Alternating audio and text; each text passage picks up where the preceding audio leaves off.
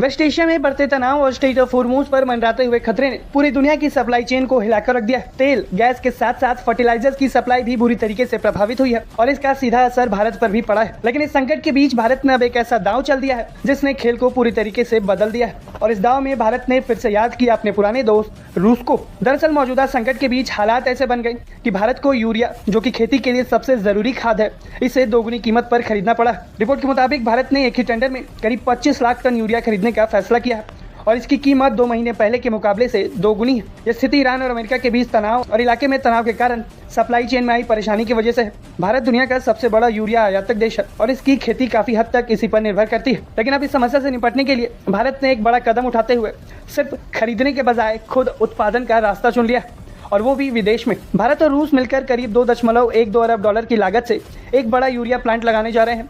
ये urea plant रूस के टोलिहाटी शहर में स्थापित होगा और इसकी खास बात यह होगी कि यहाँ बनने वाला करीब 20 लाख टन यूरिया हर साल सीधे भारत को सप्लाई किया जाएगा। यानी भारत खुद की जरूरत के लिए यूरिया रूस में तैयार करेगा। इस प्रोजेक्ट में रूस की कंपनी यूरासलेम के साथ भारत की इंडिया पोटाश लिमिटेड, राष्ट्रीय केमिकल्स एंड फर्टिलाइजर्स और नेशनल फर्टिलाइजर लिमिटेड मिलकर काम करेंगे। यानी ये सिर्फ एक डील नहीं बल्कि भारत और रूस का एक बड़ा स्ट्रैटेजिक साझेदारी मॉडल है। इस प्लांट के अगले 2 साल में तैयार हो जाने की उम्मीद है और एक बार शुरू हो जाने के बाद यहाँ से भारत के लिए स्थायी सप्लाई स्रोत बन जाएगा।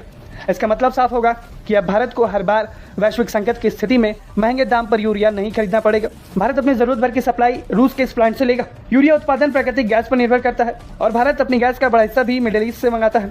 ऐसे में जब वहाँ तनाव बढ़ता है तो लागत और सप्लाई चेन दोनों ही प्रभावित हो जाती है। लेकिन रूस के साथ ये प्रोजेक्ट भारत को इस जोखिम से काफी हद तक बाहर निकाल देगा। इतना ही नहीं, इस कदम का एक और बड़ा असर वैश्विक बाजार पर भी पड़ेगा, क्योंकि फिलहाल भारत ने इतनी भारी मात्रा में यूरिया को खरीद लिया है तो अब और बाकी देशों के लिए उपलब्धता कम हो गई है और अब भारत न सिर्फ अपनी जरूरत पूरी कर रहा है बल्कि बाजार में अपनी स्थिति को भी मजबूत कर रहा है। आने वाले समय में भारत रूस, बेलारूस और मोरक्को जैसे देशों के साथ मिलकर फर्टिलाइजर सप्लाई को और भी ज्यादा मजबूत करेगा, क्योंकि साल 2030 तक भारत की यूरिया आयात पर निर्भरता 30% तक पहुंच सकती है। लेकिन जैसे ही मिडिल ईस्ट का संकट भारत के लिए बड़ी चुनौती बनकर सामने आया तो भारत ने पुराने दोस्त रूस के साथ मिलकर ये समाधान निकाला, जो न सिर्फ मौजूदा समस्या का हल है बल्कि भविष्य के लिए भी एक सुरक्षा कवच बन जाएगा जो भारत के किसानों की जरूरत को पूरा करेगा।